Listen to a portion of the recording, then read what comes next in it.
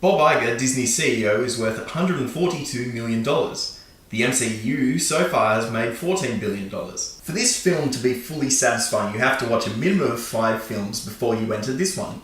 In the age where franchise is king, I guess that's an oddly tame demand, but combined with its bleak ending and complex lore, Avengers Infinity War is probably Marvel's biggest gamble since maybe ever. 1 in 10 Disneyland employees are homeless. It's hard to review this film. Do you review it as an individual film or as part of a franchise? Does the film get away with more flaws because it's the 19th film in a series?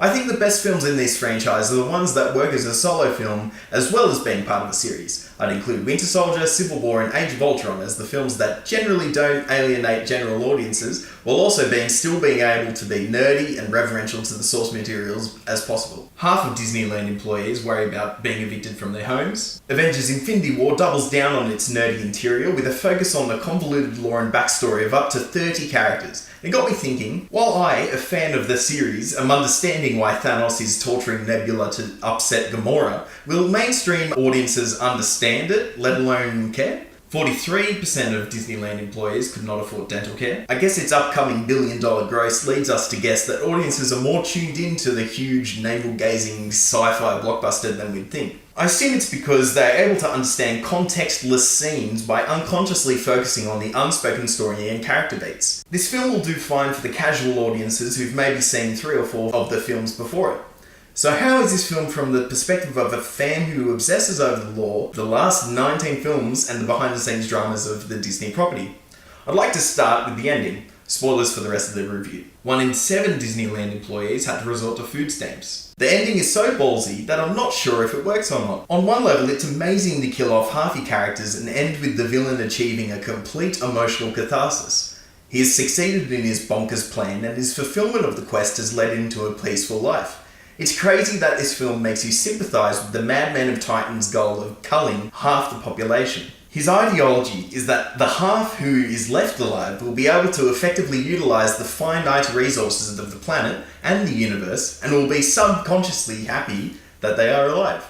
This view of semi-empathising with the broad comic book villain's nonsensical plan and motivation almost works. We spend almost the majority of the time with him tormenting our heroes with whispered threats and condescending tone. His acolytes are mostly one note, but Ebony Moore rises above it, playing a full-on cultist who believes his leader's dogma. This isn't Marvel's first attempt at religious extremists, with Ronan the Accuser and Malekith both existing, but coincidentally they have both been Marvel's worst villains. Religious extremism is such a flat reason for evil, even though it's one of the most damaging mentalities in real life. I haven't seen it fully understood in probably any film before. Comments on man's struggle with becoming a zealot is the closest we've got to an interesting commentary, with the success of the recent Star Wars films as an example. So Marvel almost manages to articulate what Thanos' mentality is like, but unfortunately for a film that seems strapped for time in this 2-hour, 40-minute film, I believe we spend too much time with him with nothing to show for it. He's a religious zealot who believes he should cull half the population and he's a bit mopey about it. I think the filmmakers think there is more there than there actually is. Which is a shame because the rest of the character interactions are so fascinating, with 30 characters dinging in between each other in nifty ways. In some ways the film improves on characters previously portrayed in Marvel films, not directed by the Russo brothers. Doctor Strange finally has an element of consistent character, creative use of his abstract powers, has chemistry with Wong, and adds a new element of banter with the rest of the Avengers. Unfortunately though, the Russos diminish the effect of other characters. Iron Man's design is some of the worst CG since Iron Man in Age of Ultron. You'd think they'd have some internal consistency, but I imagine it has something to do with Disney's need to constantly redesign the suits for new toys. In response to Bernie Sanders' recommendation of a worker making a minimum of $15 an hour, Bob Iger replied with, "We've created 18,000 jobs. How many have you created?" As if quantity equals quality. Also, Black Panther, Shuri, Okoye, and Wakanda itself seems to be breezed by incredibly quickly for the sake of the plot. But not only that, it fails to comment on the effects of Wakanda. The moment they open their border to the outside world, they seem to get attacked by hordes of aliens. I guess it's my own fault expecting a B-plot about the consequences of political upheaval in the middle of an exploding blockbuster.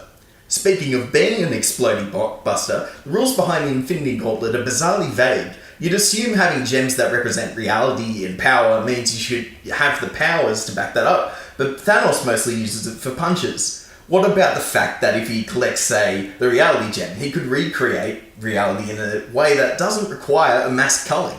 I guess the point is that ruthless dictators don't second guess themselves. Once you decide on a mass genocide, it's hard to turn back, I imagine. A $1,000 tax cut for employees is being held hostage by Disney in order to get the unions to agree to not bump their wage up to $15 an hour. But back to the ending. It's such a gut punch and so different to where you'd assume it'd go that it's borderline cruel. The film clearly seems to be part one of a two-part story, but once you realise this 2-hour 40-minute film is half of a story, the film immediately feels frustrating. And that's despite the fact the second Avengers film would probably be mostly uplifting and have a happy ending. And for a piece of corporate cinema, I don't know how much this film is going to play with younger audiences. The film's final couple of minutes are so deflating, I think a lot of people are going to have a negative reaction to this, which is a shame because most of the movie is tense in a way that the MCU hasn't been before. And with this tense atmosphere, you have a more generous audience willing to laugh at the now standard Marvel comedy, which I always view as kind of transcendent. I'm giving this a 7 out of 10. Ike Perlmutter, Marvel CEO, donated to the Trump campaign and has a history of racist and sexist comments. I also have a podcast in which I have discussed the political news stories of today. Thank you for hopefully watching.